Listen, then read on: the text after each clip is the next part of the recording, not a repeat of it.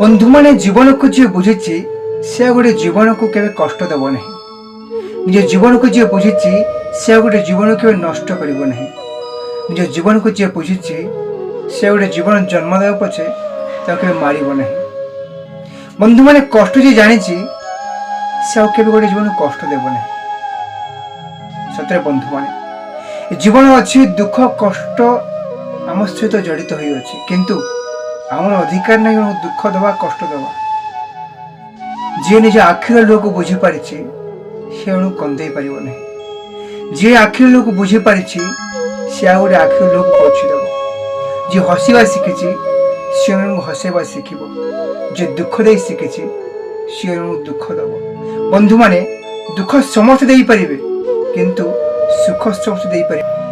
ସେଥିପାଇଁ କାହାକୁ ଦୁଃଖ ଦେବା ଆଗରୁ ସୁଖ ଟିକେ ଦେବା, କାହା ଆଖିରେ ଲୁହ ଦେବା ଆଗରୁ କାହା ଆଖିରେ ଲୁହ ପୋଛି ଦେବା, କାହା ଓଠରେ କାନ୍ଦ ଦେବା ଆଗରୁ କାହା ଓଠରେ ହସ ଟିକେ ଭରିଦେବା।